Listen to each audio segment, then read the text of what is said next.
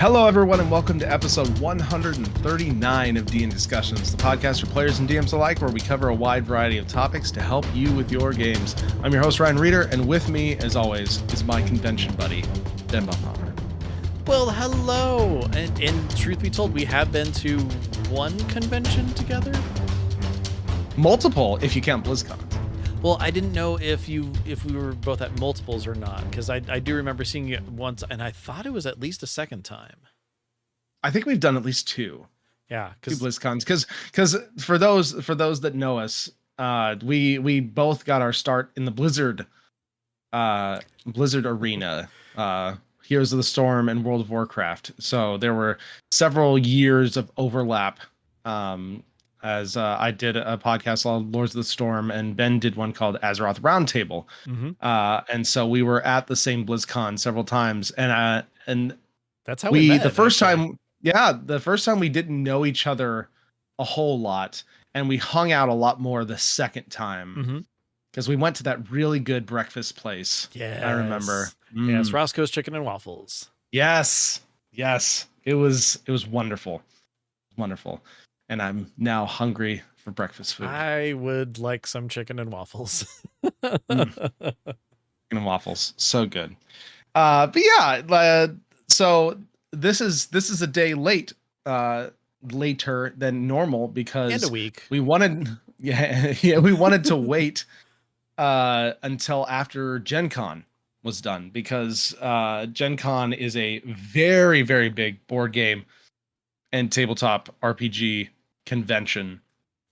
And lots and lots of news comes from there. So we figured that we wanted to be able to cover all the new things as it came out. And I'm glad we did, because boy, was there a lot of announcements. So this is most likely going to be one of the rare episodes of us mostly covering news and then opinions on a lot of the new stuff. Because this episode, obviously, we'll talk about all the new D&D stuff, but there's a lot of tabletop RPG stuff, and we always like to cover the goings on, the new games. We love trying new systems and such, so we'll be talking some about those as well, because there's a lot of really big announcements. Yeah. And on top of that too, I totally forgot that San Diego Comic-Con also happened. I'm going to put a couple links at the bottom here for us to just super quickly go over. Yes. SDCC did happen. And I'm very excited because they talked about a lot of shows and movies that I am very excited for as they come in. So we will definitely cover those as well. So first off, let's start with the D&D news. There's a lot of big stuff.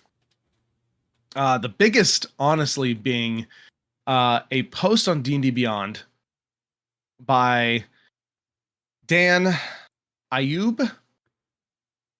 I don't know if I'm saying that right, but it is Ayoub. Ayub. And Dan is now the head of the D&D franchise.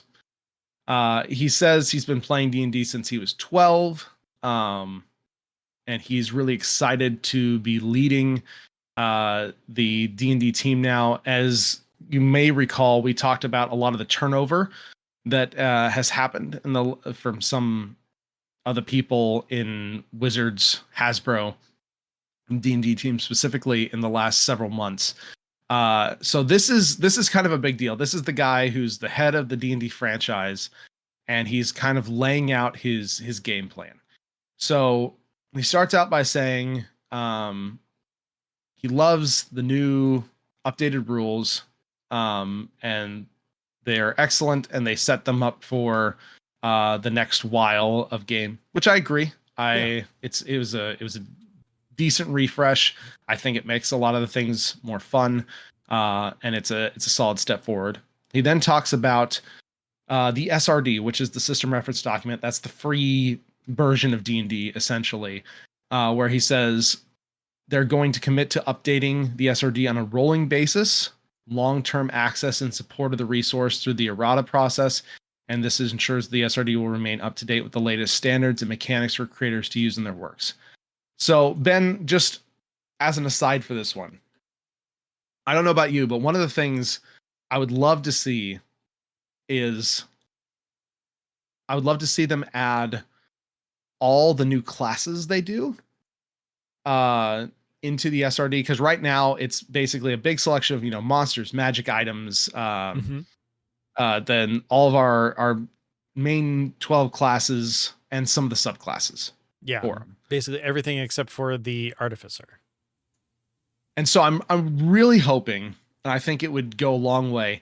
Let's get the artificer into the SRD. Let's get the Scion whenever it comes out into the SRD, because this will then allow third parties to directly make content for these things, rather than having to kind of tiptoe around it and just be like, this is compatible with you know, the thing we're talking about. Yeah, I'm a mentalist. That's what this subclass is for, is a mentalist. So I think they could go a long way towards, to like, if you want to really embrace, as he talks about here in a second, like third party publishers and such, I think you need to include all your big mechanics. That includes your classes, get the artificer in there. Whenever the Scion comes out, get them in there. Get Bastion, get the Bastion system in there. It's not in there right now. Oh, really? No, it is not. That's kind of surprising. Yeah, exactly. It's one of those things where it's just like, people can make content for it, but you can't directly reference it right now. So get all your systems in there so that people can play with them, add to them, and make more and better content.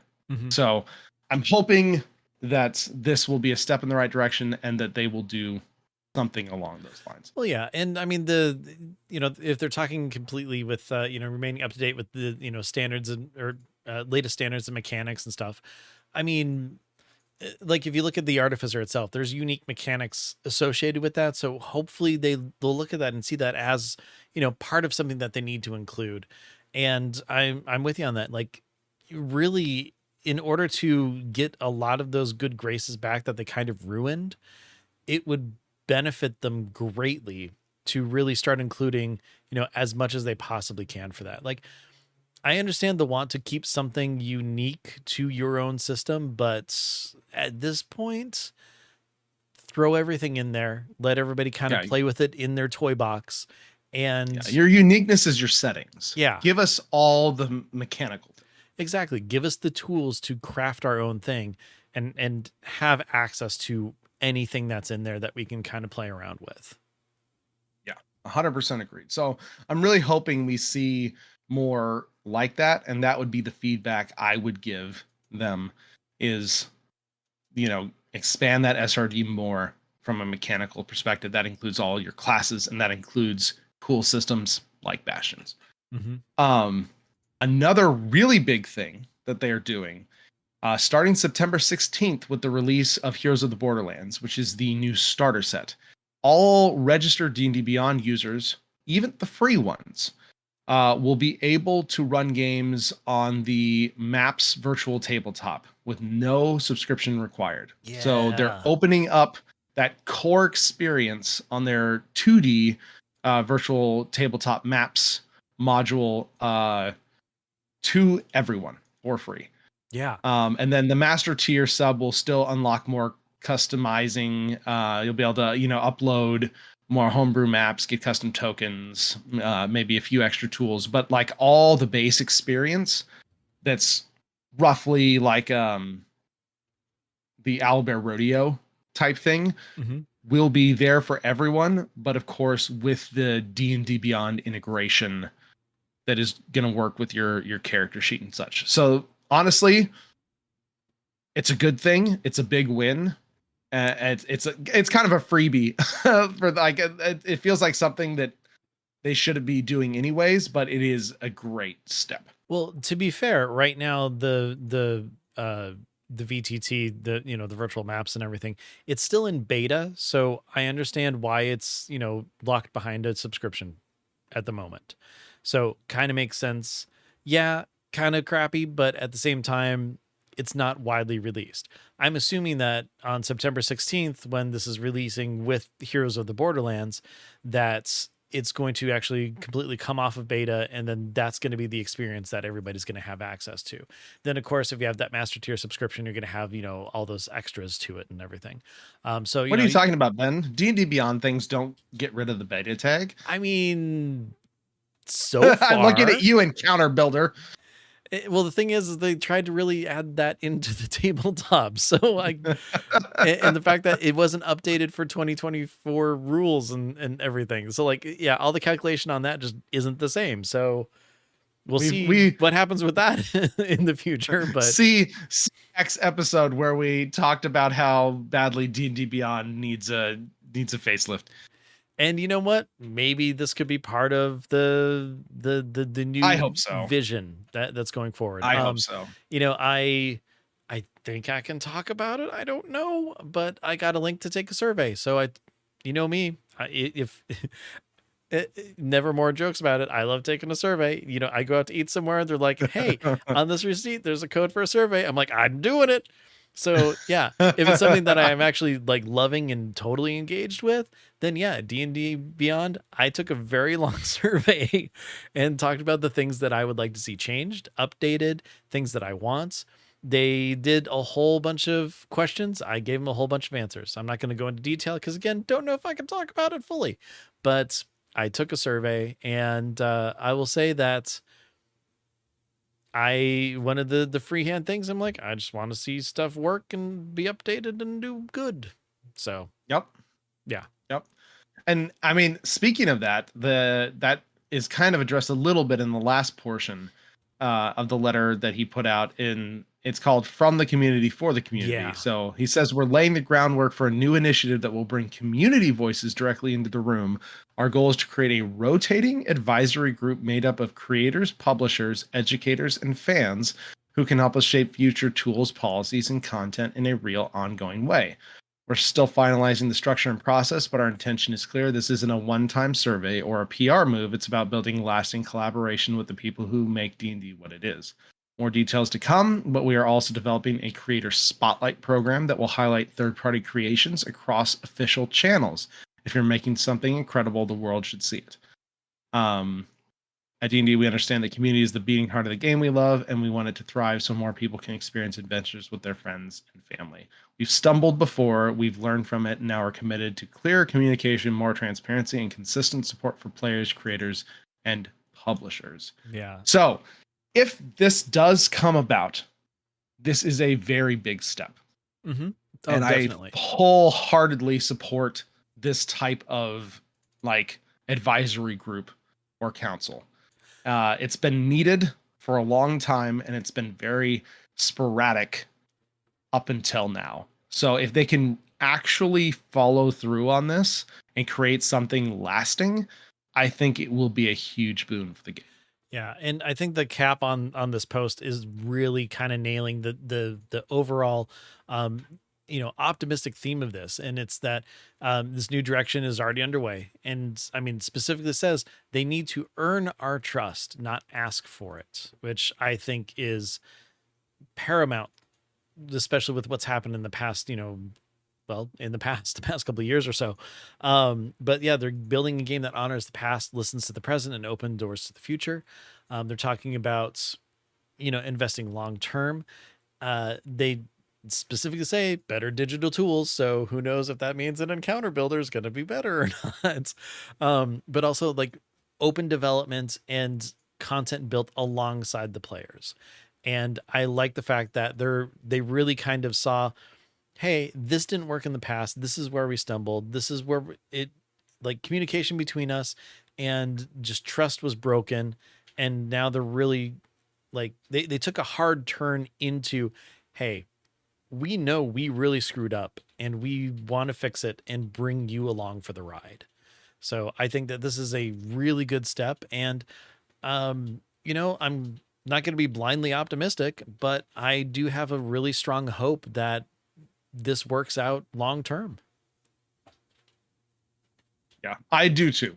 I mean, at the very least, obviously, actions are more important than words, Mm-hmm. but the words at least are very good. And I think the making maps free is a really good kind of like olive branch starting step for this to show, hey, we want to kind of commit to this and do better and offer more. So I think it's a very good start. And I think if they do follow through on this, it will only benefit everything. Like the players, the DMs, and them as a company. Yeah, exactly. So excited that it's kind of out of left field. Was very excited to see that. Um Kind of just around the Gen Con time. So hoping we'll definitely keep you posted as more of that type of stuff drops. And speaking of stuff dropping, here very soon, in November, actually, I mean, obviously we've got our poor Eberron got delayed because of the uh, print quality issue Yeah. that they had, which was disappointing, but it's also very good that they acknowledged it and they're gonna fix it and not send anyone crappy books. Mm-hmm. It's just sad that it had to be delayed a little bit because that that delays the new 2024 Artificer for one of my players. Yeah. But it's coming. I'm excited for it. Obviously, the Borderlands is coming in September. That will be really cool. It looks like a very, very good starter set. I was talking to a few people about it at my friendly local game store tonight, and several people mentioned they were very excited about it and how it had everything, and that could be it seemed like a very good kit you could just bring to a place and have everything you need Mm-hmm. to run it, including cool player handouts and such. Um, but in addition to those, coming on November 11th, we have a very large set of books.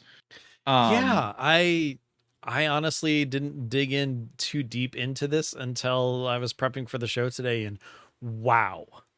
Yeah, it's big. So it's this is the Forgotten Realms setting. So the kind of the quintessential what you think of D&D as a fantasy campaign type setting. Baldur's Gate 3 Mm-hmm. essentially, right? So there are two fairly large books coming. Forgotten Heroes or Forgotten Realms, Heroes of Faerun, and Forgotten Realms, Adventures in Faerun.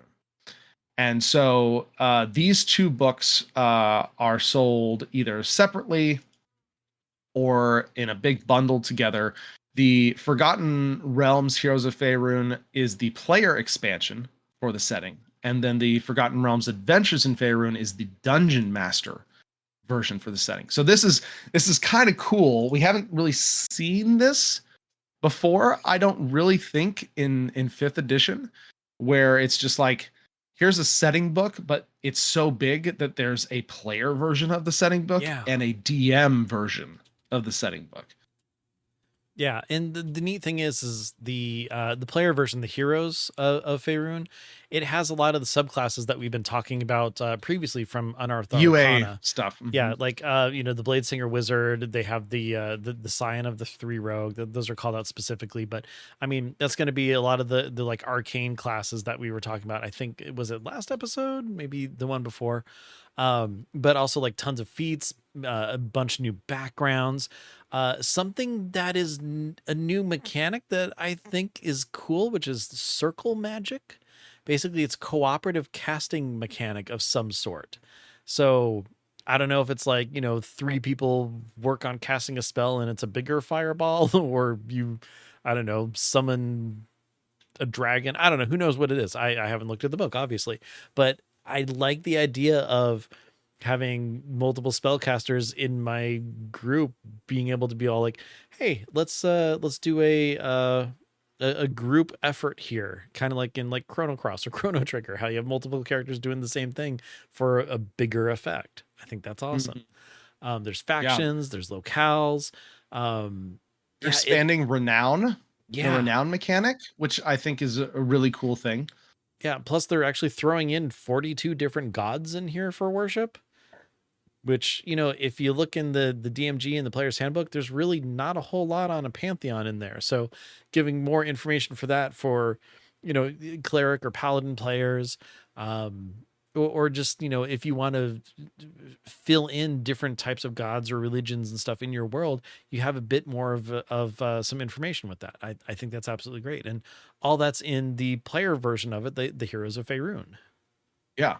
And then over on the DM side, it comes with 50 plus ready to run adventures for levels 1 through 15, 5 detailed setting guides, so like Baldur's Gate, Icewind Dale, etc., 37 monsters and villains, 12 new magic items, regional bastion options to build strongholds, which again, it's awesome to see that they're supporting these systems, and I think is just another reason why these systems need to get into the SRD Mm-hmm. so that other third parties can support them, because once you get it into there, people can go wild with it and really make those systems shine, right?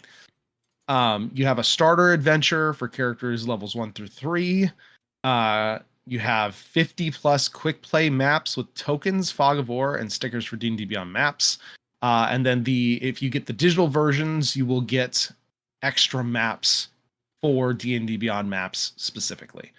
So Yeah. you can order those books as physical or digital physical combo for both sets of them, or they have this Forgotten Realms Ultimate Bundle, which comes with both physical and both digital books, as well as 3 digital expansions, Yeah, that is which is kind of super cool. something new too that we're Hmm. looking at. Yeah, And the best part is the first one that comes out is Astarian's Book of Hungers. It has vampiric options and monsters and like adventure content where you get to hang out with Astarian. How great is yeah, that? yeah, super cool. And all 3 of those will be available to purchase separately Yeah, $15 a digitally. pop. Yeah, as well, if you don't end up getting the ultimate bundle, because not gonna lie, the ultimate bundle is fairly It pricey. is very pricey. It's Uh $160. yeah. I mean, it's 2 books, 2 physical books, 2 digital books, and then the 3 digital, like kind of expansion books. One of them being Asterian's Book of Hungers, Nethril's Fall, which is uh, a journey back in time to one of the Forgotten Realms' most storied empires. Um, and so it's another kind of like a big lore chunk Mhm. for a setting within the Forgotten Realms. Yep. And then And there's a digital third dice. secret and digital dice. And then there's a third secret expansion, apparently, that more details will be revealed soon. So I mean, it's quite a bit, but it's also a lot to just plop down all in one go, money wise. Yeah. So all of them are available individually. Um, Based on what you want to get. I know for sure for me, the player expansion will be worthwhile for my players to be able to have all the options. Mhm. I probably will pick up Forgotten Realms Adventures in Faerun as well, for some of the extras at some point. So yeah, lots of different options for all the different price points. Yeah, and there is a pre-order bonus that is maybe only available for pre-order. It says that it is. Who knows if they'll ever release it later on or not? But it basically is just an exclusive animated map, so you get an extra map on top of that. Yeah, and If you pre-order, that's a new feature yeah, apparently that on the came out maps. not too long ago. Is you can use the animated, like the animated map tiles. There's a ton of creators that do those animated maps. Mhm. I believe you can make those in Dungeon Alchemist. I haven't tried yet, but I am going to I soon. believe you can make them and then export them in that like animated map, like movie file or WebP file or something like that. So if you do have a subscription, that's another really cool thing you can do with Dungeon Alchemist is make an animated map and then be able to use it on D&D Beyond. Oh yeah, So most definitely. super cool. And then also, if that weren't enough, there was a fairly big partnership that was announced at Gen Con. So one of the biggest Pathfinder adventures is getting a 5e conversion and is going to be releasing on D&D Beyond. Yeah, this blew my mind when I saw that it was Pathfinder. Yeah, so apparently, because I have not played a whole lot of Pathfinder, but the Abomination Vaults is apparently one of like the big Pathfinder adventures. And Paizo is specifically doing this. They are doing a 5e conversion of the Abomination Vaults, and it is up for pre-order right now on D&D Beyond. Actually, I think it might just be, I think it's just ready to go. Like you can just straight up buy this. It was like the shadow drop type thing. So 16 magic items, 13 regular items, new spells, 92 monsters, 13 maps. For the maps, it's levels 1 through 11 adventure, and you just get this big like mega dungeon. And it's apparently, like I said, apparently it's a very big Pathfinder adventure. So very unexpected, very cool partnership. Yes. Again, absolutely surprised. Really quick though, do want to note that there is content warning with this, with themes of suicide, ableism, body horror, and human experimentation. So just heads up, they have the content warning right there. So it might not be for everybody, but it is definitely going to be a very scary, freakishly typical scary mega dungeon fare. Pretty much from what it can seem like. But yeah, it still blows my mind that Paizo's doing this. This is absolutely fantastic. And who knows what opportunities this might open up for the future for more collaboration. And I think that this is a perfect example of them opening it up and really trying to do what's best for the player base. So one step in the right direction. This is a big collab for sure. If you're just talking third party stuff, like this is one of the biggest you could possibly do. So again, if this is indicative of the direction that they're going, I really like it. Like more of this, please. More of this.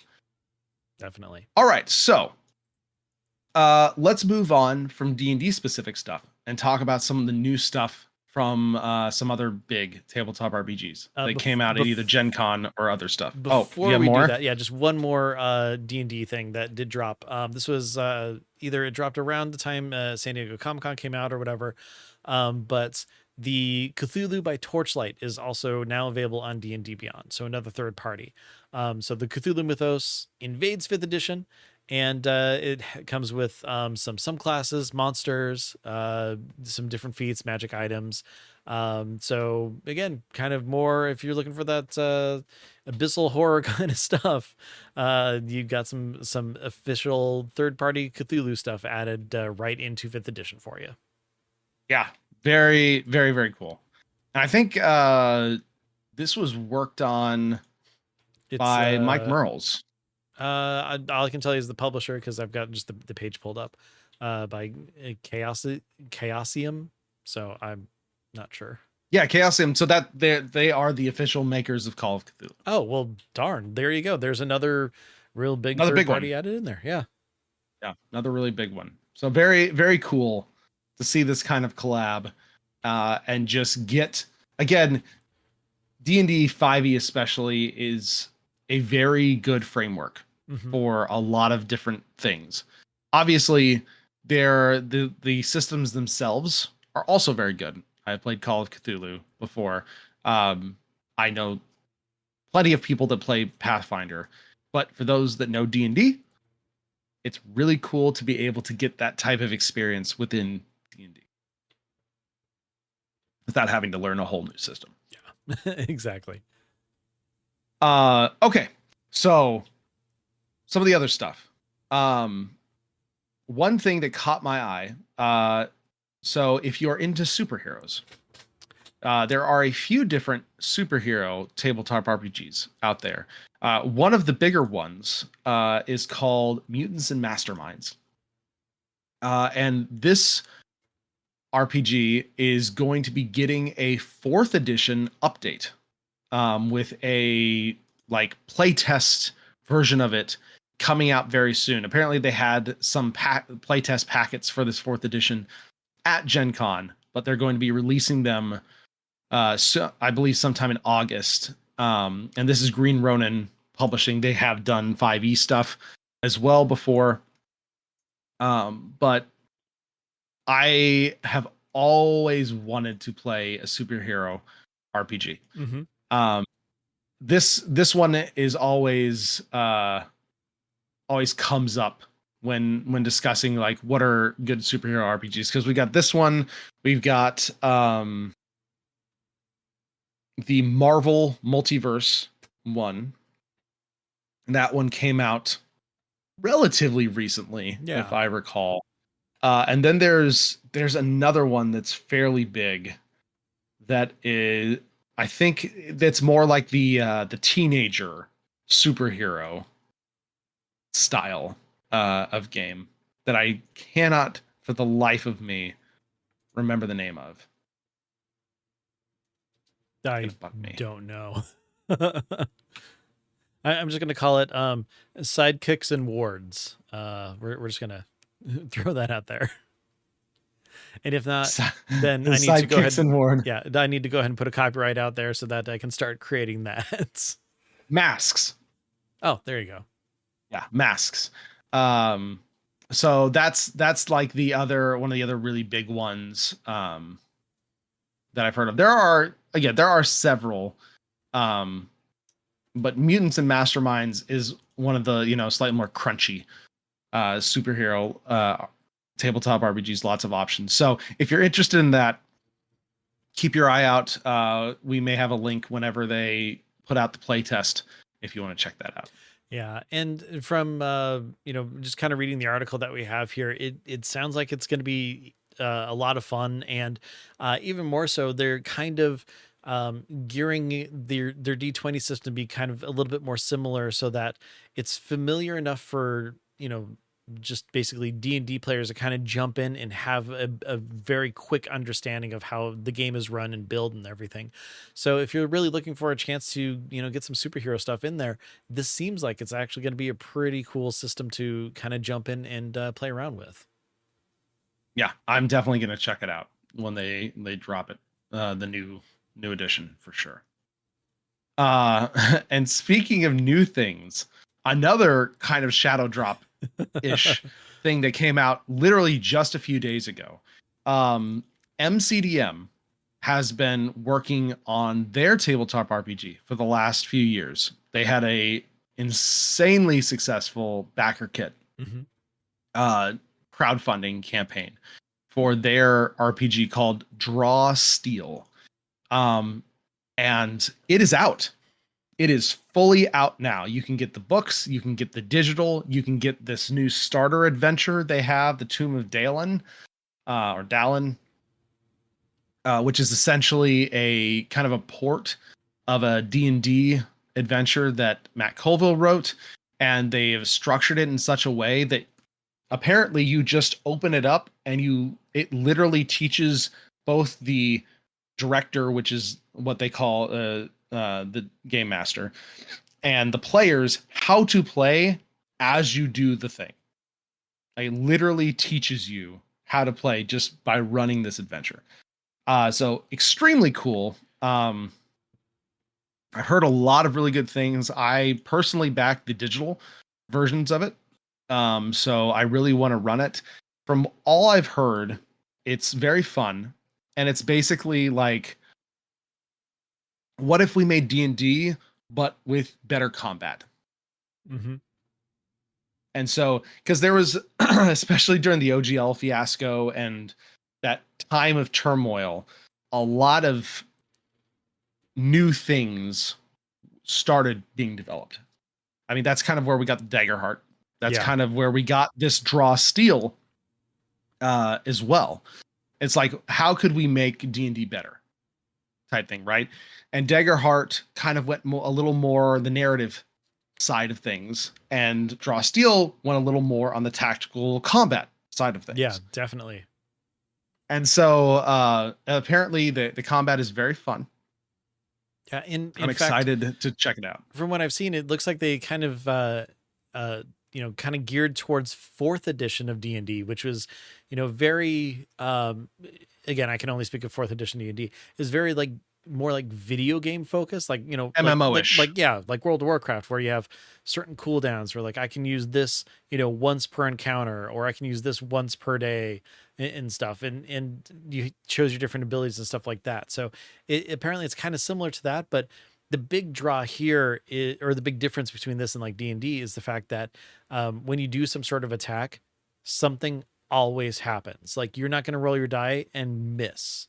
You're not going to roll your die and then have something just like, completely negate that. So like that part of it is kind of cool. I think it's neat. You do 2 D10s, I believe, and then add stuff together. If it's like below a certain threshold, it's like, something weak happens. If it's like mid threshold, then it's just normal thing. If it's above that, then like bonuses happen and go on top of it. So again, it, like you said, it's kind of more, tactical combat focused, whereas Daggerheart is more RP focused. So I like the fact that we have these branching types of gameplay that will really call and lean towards the people who want to focus on more of that aspect for their gaming. And it, Exactly. And like something that we've always said before is that more options in the marketplace strengthen everybody else. So I love the fact that this is out here and has something, more going for it than just like,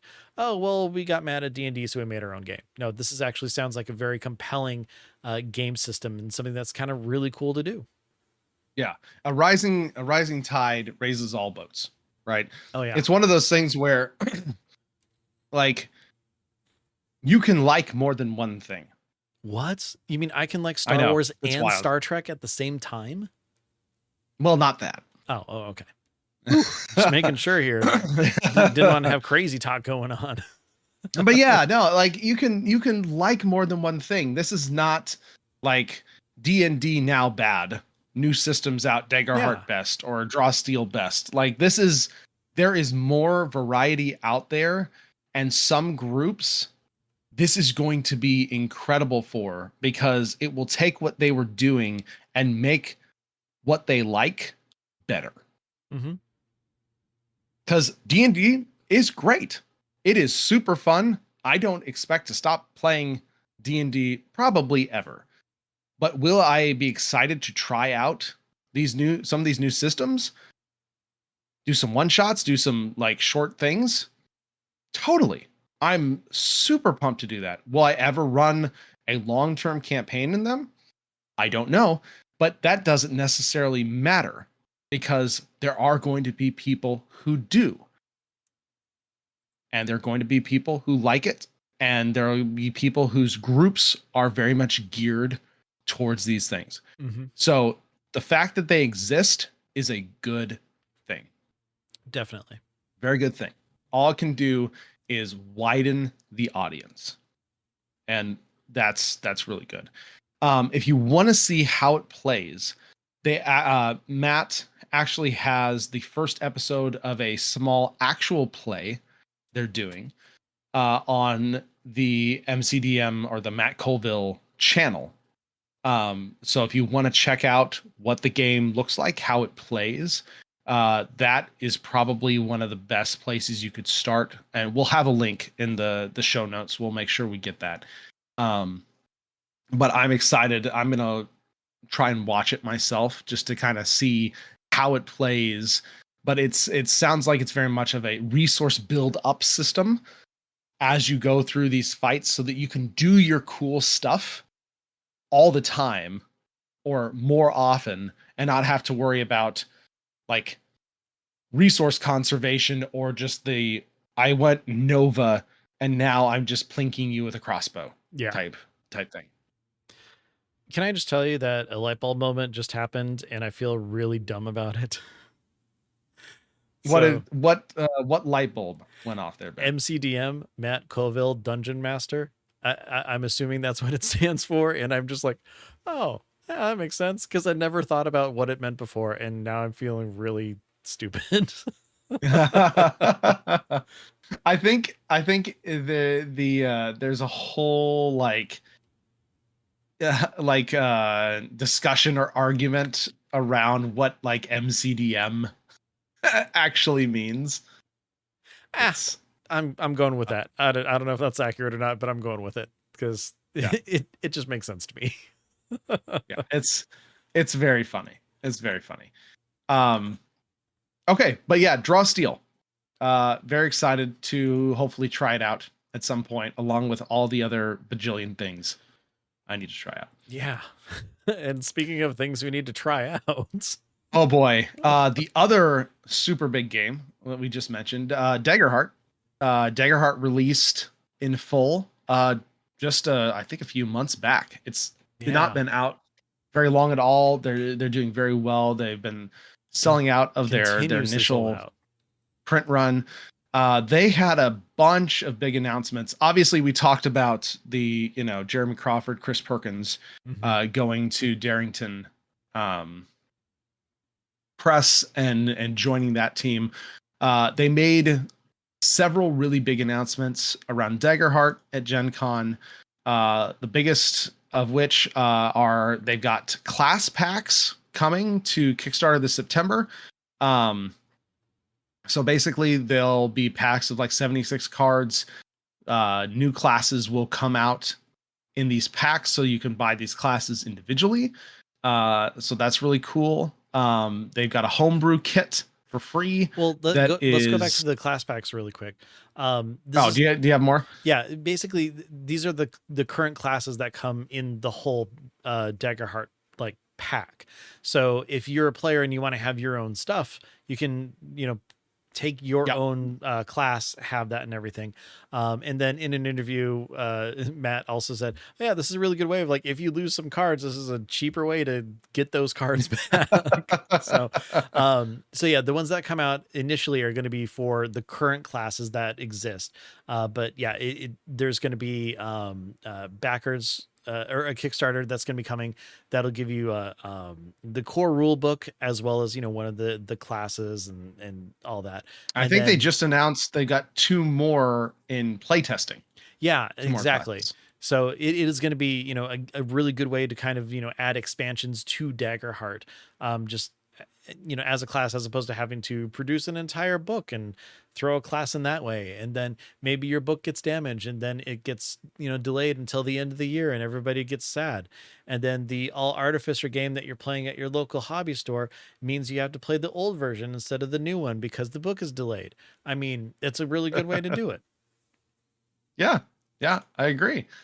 In addition to all that cool stuff, they've also got a new campaign that they call their settings frames, which are basically just like it's slotted in settings to the core mechanics, right? So they're coming out with a Romantasy campaign frame next year that is kind of based off their Tusklove, which if you will be very familiar if you watched Critical Role Campaign 2.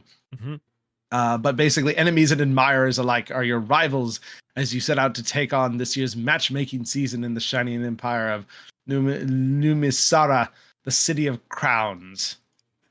It's a very what is God?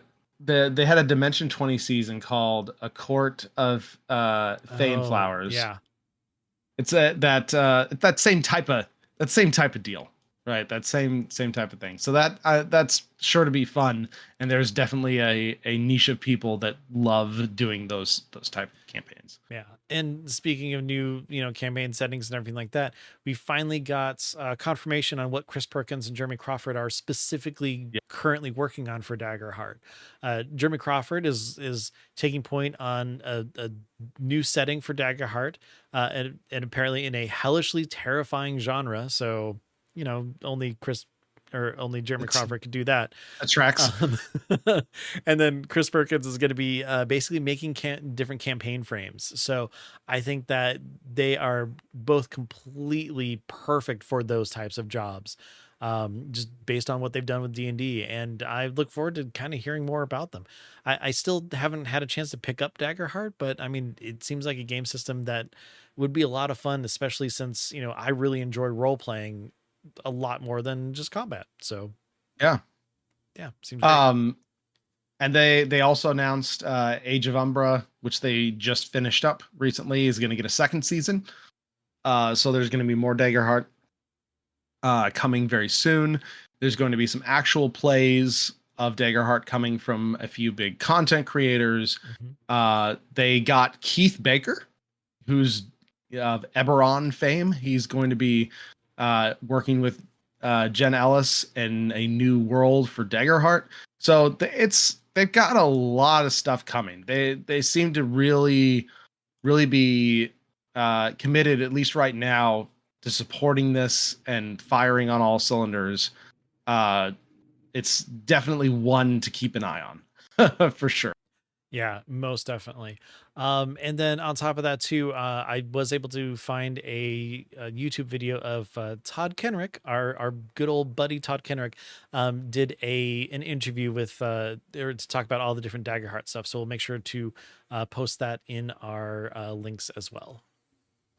Yes, really cool that he is doing YouTube content. I love that. Yeah, And I love the fact that it's like, very oh, good. he's just talking to his friends who he's talked to many times before. It's pretty great. Yep.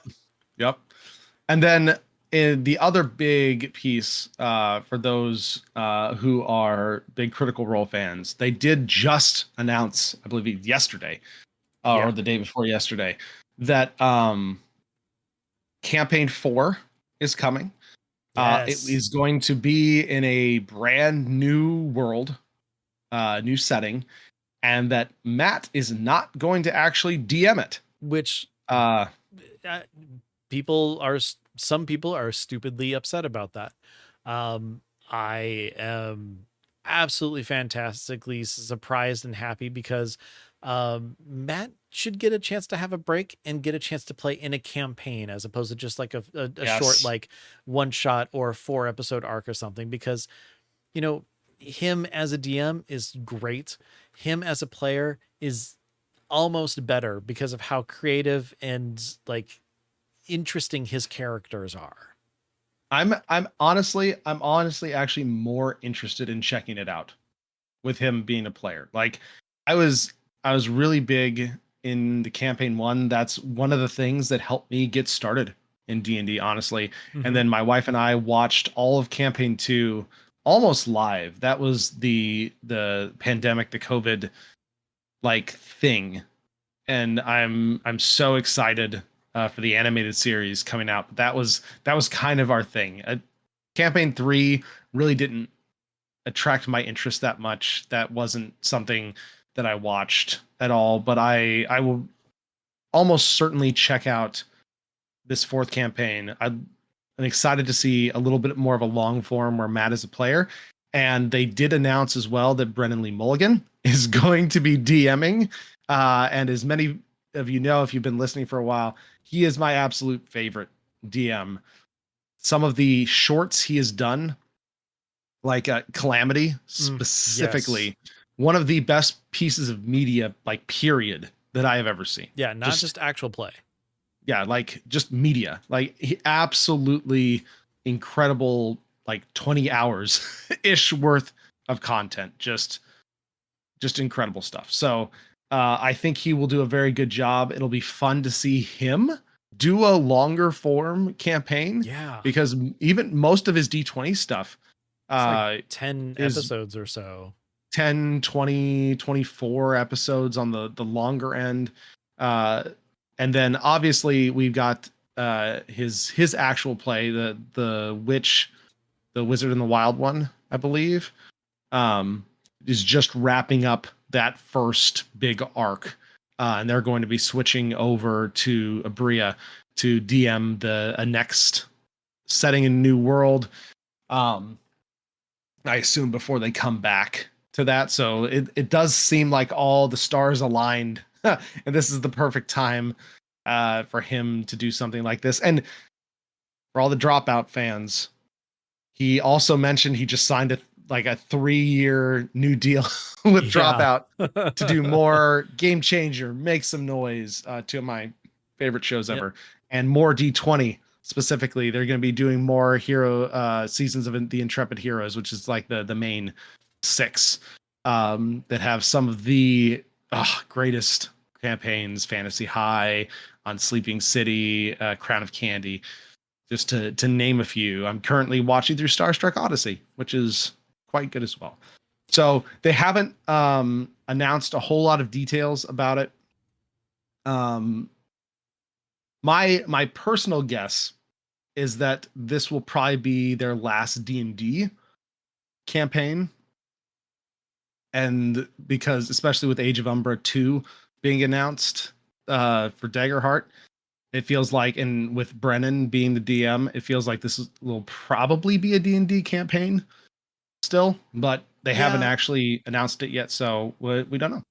It feels like that's kind of the right way to go. They have the 2024 rules that they can kind of jump in, that could still give them like partnership with like D&D Beyond or Wizards of the Coast or whatever to kind of, help with that while they're still, putting a foot down for Daggerheart. But even so, I don't know if I would say that it's going to be the last D&D campaign for Critical Role, mainly because, again, Daggerheart, Critical Role, or Daggerheart, Critical Role, Daggerheart and Dungeons and Dragons are different types of game systems.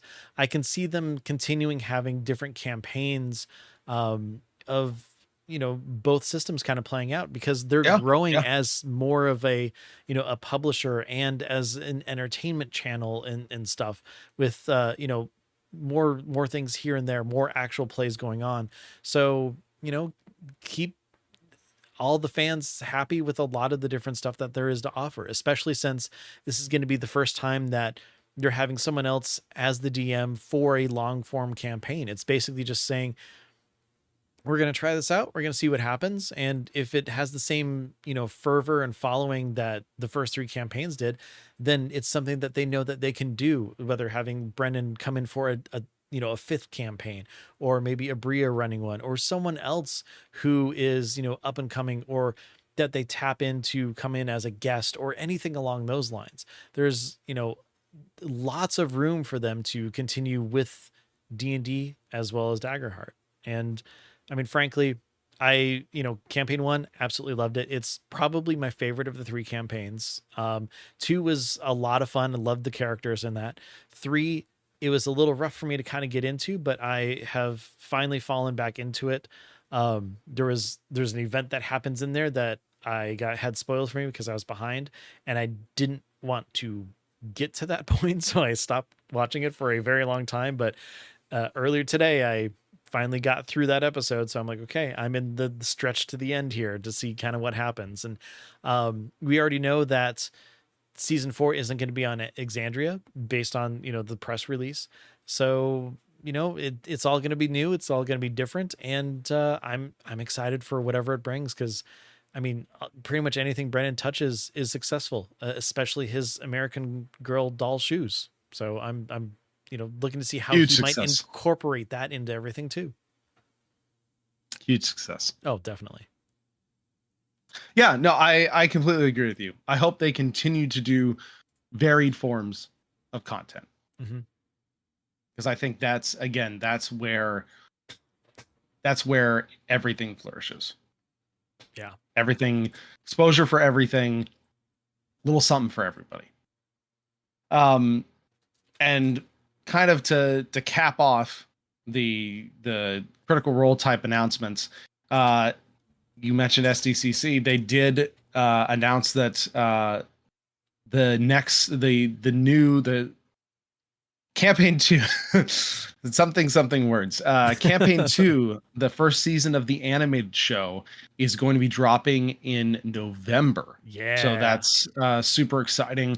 And then season 4 of Vox Machina is coming next year as they start their way towards the Vecna arc, which Yeah. is Which means extremely exciting. the 5th season has been confirmed and renewed as well. So we're getting season 4 and 5 will be the final arc of the actual play. Which is campaign very 1. exciting to me because I was really hoping that they would get that one additional season to Mhm. really wrap it up and give it the time it deserves, because Yeah. there's a whole lot that happens, and it's that's incredible storytelling and just a lot of fun. So it's exciting to hear that they got all the time they needed to tell the full story. Mhm.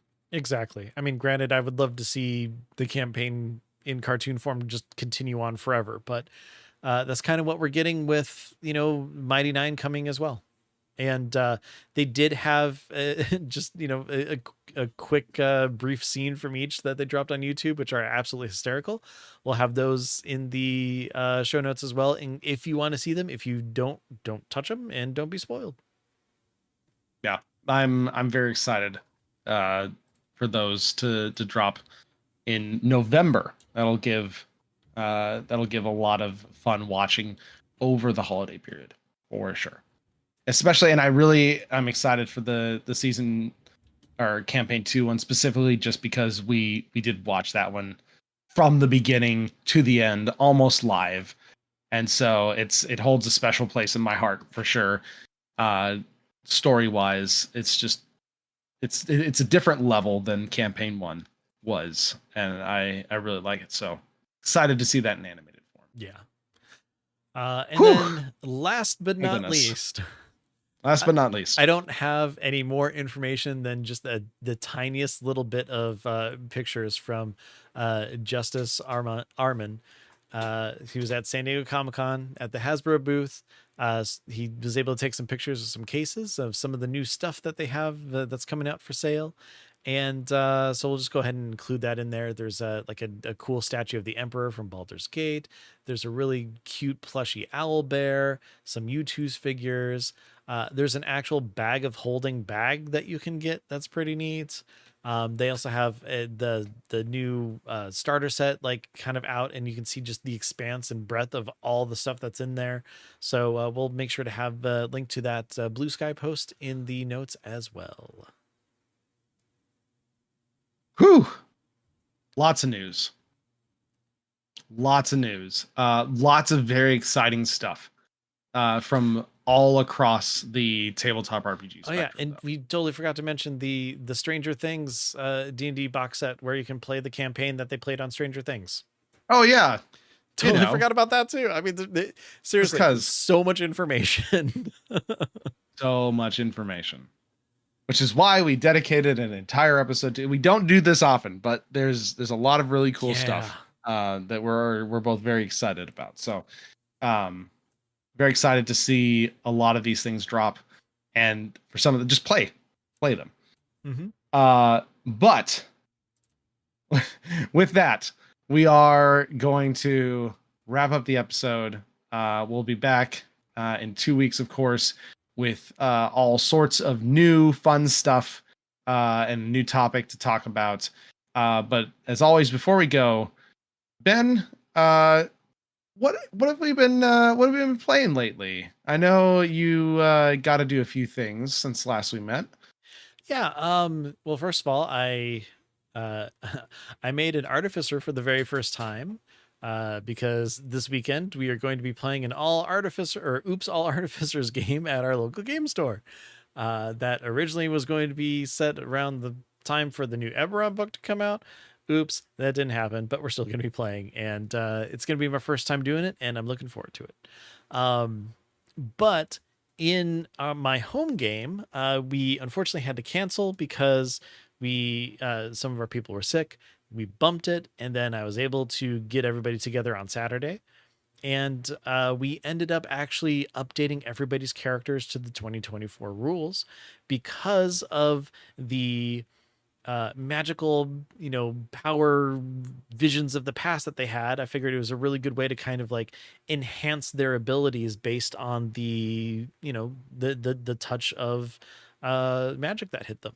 So everybody kind of got updated. We swapped some things around for some people and made them, close to where we could, change things where they wanted to.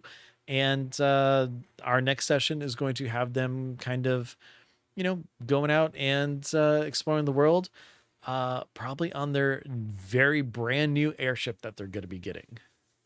Oh, exciting. Yeah, one of the silver dragon that helped kind of design the original first airship was in the town and saw them and hinted that they were going to be gifted one. So they know one's coming, and I said, "Hey, thinking of a good ship name." So, and with that, I'll smack my microphone. Anyways, how about you? What have you been able to play, or what are you up to? So my main D&D campaign will be coming off of hiatus soon, which is Yay! extremely exciting for me. So we're going to start playing again near the end of the month. But I had the privilege of popping over to one of my friends' houses just the other week and playing the brand new Stormlight Oh, cool. Archive RPG. And so we he ran us through the like level 1 like starter adventure type thing, and so we got to learn the system. I'm huge fan of Brandon Sanderson and the book series, so obviously it means a little more if you have read the books. But it was a very good system. It's a D20 base, so it's fairly familiar. If you've played D&D or another D20 based system, it will be very familiar and not too bad to pick up on. There's a lot of unique things as well, but it didn't take me too long to get the hang of it. There's still like ability checks and such, but there's also a cool mechanic called the plot die, that in big situations or at pivotal story moments, you roll with your checks if the game master tells you to, that can then add something extra, affect cool. the story or affect your roll or the outcome somehow.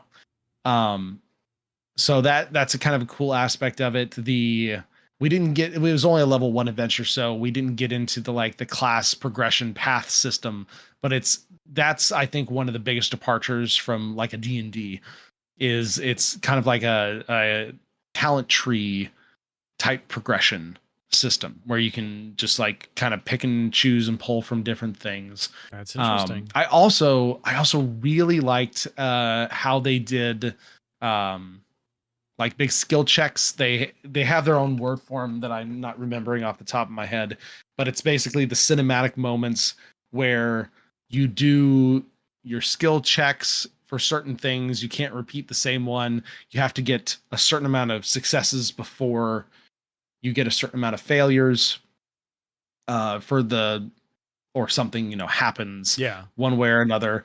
It's a little more codified in the system itself. I've used very similar things in D&D before, and I really like that type of thing just for D&D. And this is a reason you play other systems, because even if you don't play them long term, you can bring cool ideas back to whatever you are playing. Yeah. Because many things you can kind of just fit into what you're playing if the mechanic is cool. The other cool mechanic, I really liked how Stormlight did their initiative system. So the way their initiative system works is you can basically either choose to do a fast turn or a slow turn. If you do a fast turn, you get 2 actions that you can use. If you do a slow turn, you get 3 actions that you can use. And there's obviously a list of all the different actions the characters can take. But initiative basically always goes fast turn player characters, fast turn NPCs, slow turn player characters, slow turn NPCs. So it's a great way. I really liked it because you don't have to keep track of where people are in the initiative system for the DM, Yeah. other than just you two are fast, you two are slow. And then I have my fast characters and my slow characters. And then you can, within each of those things, like the fast player characters and the slow player characters, you can just talk amongst yourselves who wants to go first. So it's kind of a hybrid, I guess, between the structured initiative D&D and the basically no structure of Daggerheart when it comes to like, so it's I honestly love the middle ground of where it's like there's no like set numbers, but you kind of know where you are, but you don't have to necessarily keep track because you decide each round if you want to be fast or slow. Yeah, that's kind of cool and gives you, some it's getting late and I'm having a hard time with words. Flexibility, that's the exact word I was looking for. I was going to say fluid ability. I'm like, that's not right. Yeah, so it was a lot of fun. Again, it would be way more fun if you know the world and you know the thing, but the system itself was solid. It was very fun to play, and I would definitely do it again. Very cool. Okay, Ben, I know you talked a lot. My voice is wearing out. So we will wrap this episode up. But of course, please, before we go, tell everyone where we can be reached. Yes, of course. So we've talked a couple times about how we're going to be putting links in our show notes, and if you're sitting there confused, wondering, what does that mean? Well, if you go to dndiscussions.com, we're going to have basically a post, and it's going to have our show, and it's going to have links to everything we've talked about, as well as links to our socials. And you know what? On D&D or dndiscussions.com, you can find every other episode we have ever done as well. So, it's a really good place to find more us. But the best link that you're going to find on there in our socials is actually going to be to our Discord. We have a Discord server where people meet up, talk, share memes, have fun, ask questions, tell stories about their, games that they're running or playing in. And it's a really great community. We have a lot of wonderful people there. So join our Discord by going to dndiscussions.com. You can reach out to us there, talk to us through it and everything like that. If you're looking for another way to talk to us, we are on Blue Sky. The show's Blue Sky is DN Discussions. Ryan is TBK Zord, and I am Ben Bumhofer. You can reach out to us and, find us there. And of course, if for some reason you don't want to do it in Discord, you don't want to talk over Blue Sky, you want to send us something because, you just want to share your story with just us. You can always email us or send questions or anything else to dndiscussions@gmail.com. We love hearing from you. We love hearing your stories. And if you have questions or show topic ideas and stuff, that's the best way to do it. Just send them that way. That being said, if you're like, hey, these guys talk about tabletop games and everything, I bet they don't even play them. Well, I bet you're wrong. You can hear me. I'm on an actual play podcast called Plus 5 to Hits. And we are going through some really fun stuff. We're on, I think, episode 5 of our 3rd campaign. So it's a good starting point. And you can hear what it's like when I play a barbarian dragonborn who is, kind of a cool guy. I like him anyway. But that being said, everybody, thank you very much for supporting us. Thank you very much for listening, and also sending in all your questions, topics, and all that stuff, and reaching out on Discord. We'd love talking to you. Ryan, it is a pleasure as always. Thank you very much for compiling and finding all of these links that we're going to have on dndiscussions.com. So many. That. Really the longest linked show notes that we've ever done. It's going to be pretty big. We've had some big ones, especially when we were going through 2024 stuff before it came out, because we have a video and then a recap, and then there were like a bunch of them. But this is all different stuff, so it's going to be hefty. But with that, anyways, again, Ryan, always a pleasure. And everybody, until next time, roll high and be good to each other. Take care, and we'll see you soon.